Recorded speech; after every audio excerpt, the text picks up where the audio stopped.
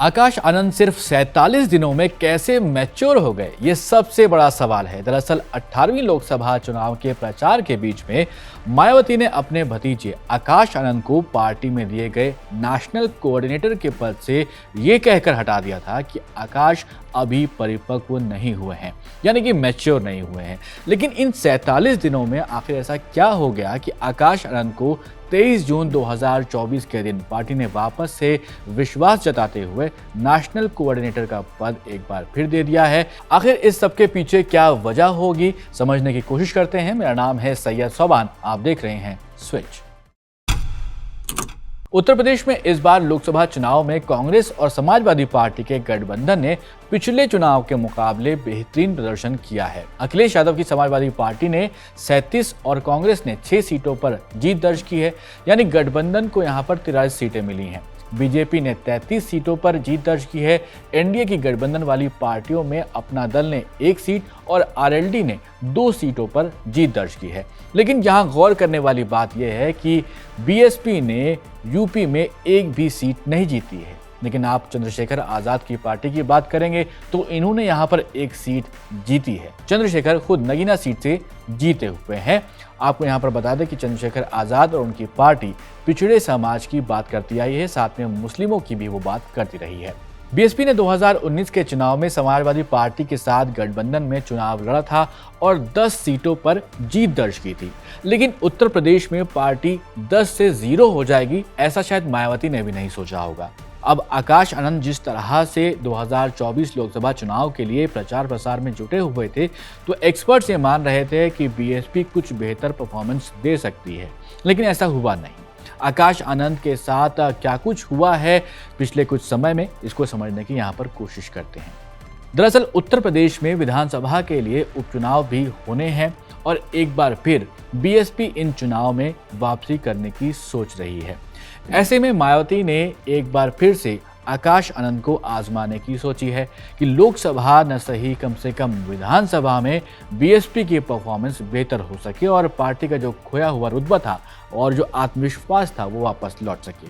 वैसे मायावती ने आकाश आनंद को साल 2017 से ही तैयार करना शुरू कर दिया था। उस वक्त जब पार्टी की बैठक हुई थी तब मायावती ने आकाश आनंद को इंट्रोड्यूस करवाया था और उसके बाद से ही राजनीतिक गलियारों में कयास लगाया जाने लगा था कि मायावती के बाद पार्टी की जिम्मेदारी आकाश आनंद को मिल सकती है। लोकसभा चुनाव से पहले आकाश आनंद को खुद मायावती ने बड़ी जिम्मेदारी दी थी।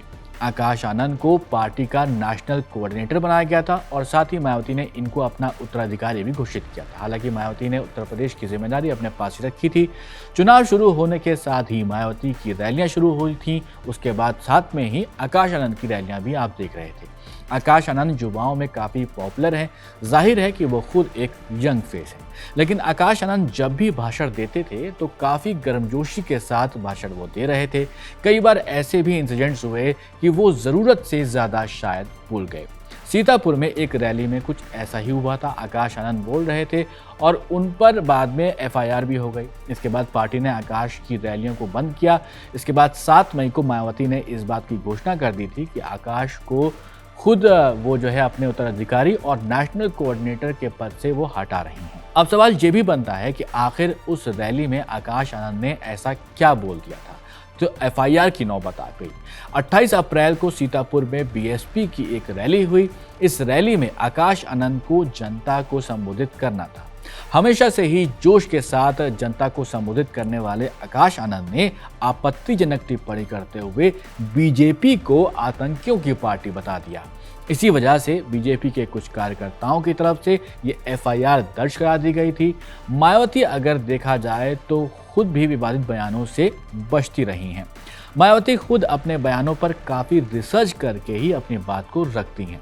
आपने प्रेस कॉन्फ्रेंस मायावती की देखी होंगी, उस दौरान भी मायावती को आपने देखा होगा कि वो हर एक शब्द को नाप तोल कर लिखने के बाद ही बोलती हैं। और मायावती ने अपनी पार्टी के पदाधिकारियों को भी ये निर्देश दिए हुए हैं कि वो किसी भी तरह के विवादित बयानों से परहेज करें। जिस तरह का बयान आकाश आनंद ने दिया था वो मायावती को शायद रास नहीं आया था। दूसरा ये भी कारण हो सकता है कि मायावती अपने भतीजे को विवादों में नहीं फंसाना चाहती हूँ।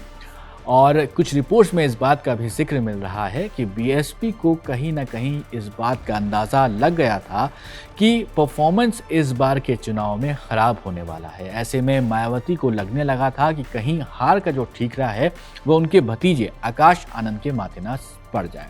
ऐसे में मायावती ने बीच चुनाव में ही आकाश आनंद को उनके पद से हटाने का फैसला लिया था। ऐसा हो सकता है, लेकिन अगला सवाल ये भी बनता है कि मायावती ने आकाश आनंद को ही फिर से क्यों चुना।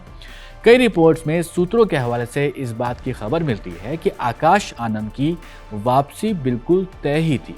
पार्टी ने जब अपने अंदर के जो पदाधिकारी होते हैं उनसे बातचीत की, उनमें से ज़्यादातर लोगों का यही कहना था कि आकाश आनंद को अगर चुनाव के बीच में पद से ना हटाया जाता तो शायद पार्टी थोड़ा बेहतर परफॉर्मेंस दे सकती थी। आप दूसरी तरफ ये भी देखिए कि पार्टी के पास कोई बड़ा चेहरा नहीं था।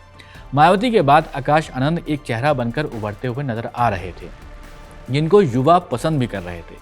यूपी में अखिलेश यादव और राहुल गांधी जैसे जो बड़े नाम हैं, बड़े चेहरे हैं, वो उत्तर प्रदेश में घूम घूम कर चुनाव प्रचार प्रसार में जुटे हुए थे। ऐसे में बीएसपी के पास कोई भी बड़ा चेहरा नहीं वहां पर मौजूद था। दूसरी तरफ चंद्रशेखर आजाद ने नगीना सीट पर जीत हासिल की है। ऐसे में बीएसपी को इस बात का भी डर सताने लगा है कि एक समय पर जो वोट बैंक बीएसपी का हुआ करता था वो कहीं चंद्रशेखर आजाद अपनी पार्टी की तरफ पूरी तरह से ना खींच लें। चंद्रशेखर भी पिछड़े और दलितों की बात जो है रखते हैं, वो उसके नेता के रूप में उभर रहे हैं और साथ ही साथ उनको मुसलमानों का भी सपोर्ट मिल रहा है, जैसा कि बीएसपी को मिला करता था। आकाश आनंद बीएसपी का एक युवा चेहरा तो है ही, और बीएसपी को आने वाले समय में ज़रूरत है ऐसे चेहरे की। यही वजह है कि मायावती ने आकाश आनंद को फिर से एक बार मौका दिया है। यूपी में उपचुनाव होने वाले हैं, इसके बाद हरियाणा, महाराष्ट्र में भी विधानसभा चुनाव होंगे। इन चुनाव के बाद उत्तर प्रदेश में भी 2027 में चुनाव होंगे विधानसभा के, और वहां पर आकाश आनंद के ऊपर एक बड़ी जिम्मेदारी हो सकती है। उससे पहले आकाश आनंद अपने आप को तैयार कर सकते हैं। खैर, आपको क्या लगता है कि आकाश आनंद के आने के बाद बीएसपी की परफॉर्मेंस जो है वो क्या बेहतर होती नजर आएगी? कमेंट जरूर करिएगा और ऐसे ही वीडियोस के लिए आप देखते रहिए स्विच।